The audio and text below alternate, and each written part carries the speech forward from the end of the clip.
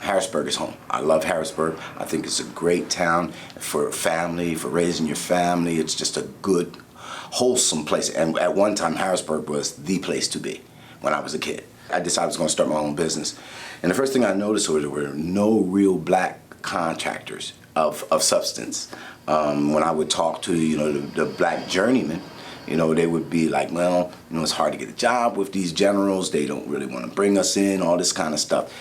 And so I decided I would start a firm. I started a small construction company by the name of Harrisburg Business Group.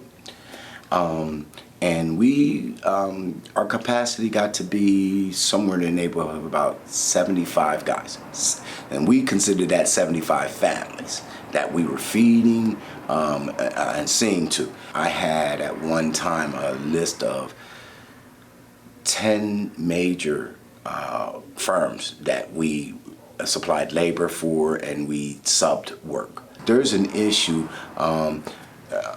that kind of sets a divide for black contractors and white contractors. There's a thing called bonding that you must be able to have in order to bid on a certain level.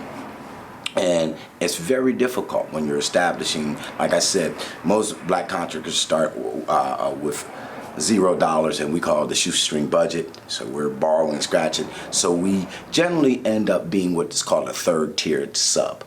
A third-tier sub really doesn't have anything except for what the prime or the general will kind of throw at them. And generally what you have is you're not getting any of that work as a third-tier sub in a private situation. The only time you get that kind of work is when you get into a government situation where the government is a government project and you have a mandate.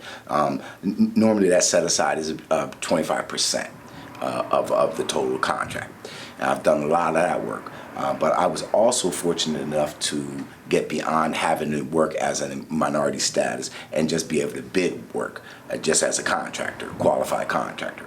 We have to begin to have difficult conversations. Painful, ugly conversations that are going to make you mad, going to make me mad. We're going to cry, we're going to be angry, but we have to be able to really come to some harsh truths. And when we're able to come to those harsh truths, I think that then we can begin to start to look at, how do we remedy these things? But you can't throw money at this. It's not a money thing. This is more than, this is a moral issue. This is an issue of spiritual integrity. Talking about, just humanity.